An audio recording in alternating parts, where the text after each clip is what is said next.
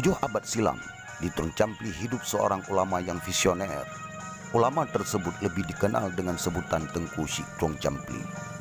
Beliau merupakan cucu Tengku Syek Dipasi, seorang ulama besar pada masa kerajaan Aceh, serta ahli dalam bidang pertanian. Sehingga Tengku Syek Trong Campli pun melanjutkan program tersebut di eranya. Hingga saat ini, program tersebut telah dinikmati oleh masyarakat sekitar.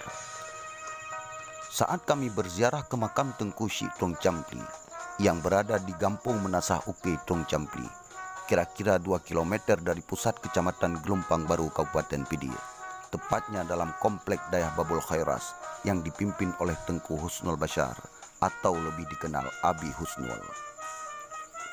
Pada saat itu, kami mulai mencari literatur sejarah tentang visi misi beliau dalam pengembangan program pertanian dan perikanan, selain tugas utama mengajar ilmu agama kepada murid dan masyarakat. Setelah menamatkan pendidikannya di Ma'had Ali di Tiro dan Jamiah Baitur Rahman di Banda Aceh, beliau melanjutkan pendidikannya ke Mekah Al-Mukarramah untuk memperdalamkan ilmu fiqah. Beliau belajar bersama murid-murid yang lain dari berbagai negara. Di sana, beliau diasuh oleh guru-gurunya yang datang dari berbagai negara, terutama Irak, Syria, Mesir, negara-negara Islam dari Eropa Timur, seperti Imam Bukhari dan lain-lainnya.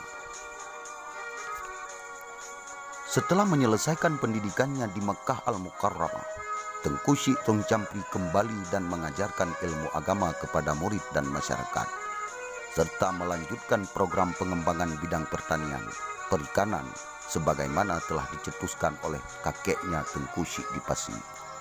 Tengku Syek Trong Campli dengan kreativitasnya tidak hanya menggunakan air irigasi untuk keperluan tanaman padi, akan tetapi air irigasi juga digunakan untuk menanam palawija, tembakau, kedelai, dan tanaman pangan lainnya yang memerlukan air.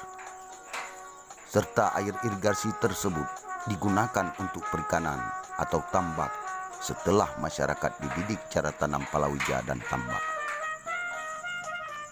Maka sangat wajar beliau memiliki tanah sawah yang sangat luas dan tambak ikannya tersebar di mana-mana karena kemampuannya mengelola program pertanian dan perikanan. Sehingga Tengku Syek Trong Campli dikenal sebagai ulama yang alim ilmunya dan memiliki harta kekayaan yang banyak. Hal ini terdengar sampai di kalangan ulama-ulama yang lain dan hulu balang.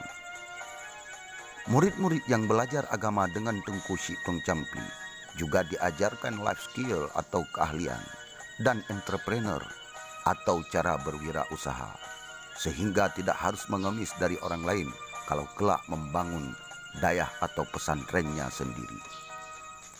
Sebagai ulama dan tokoh agama, Tengku Syek Trong Campli sangat tepat ditabalkan gelar ahli kejuruan pertanian dan perikanan yang harus dihargai dan didata dalam sejarah Aceh.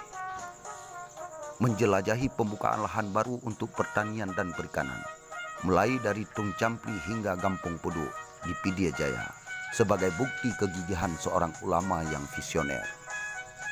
Sejalan dengan pembukaan lahan baru, baik untuk persawahan, perikanan, maupun untuk perkebunan, Tengku Syek Trong Campli juga mendirikan pesantren atau dayah dalam kawasan lahan baru tersebut, agar masyarakat belajar dan mengenal agama.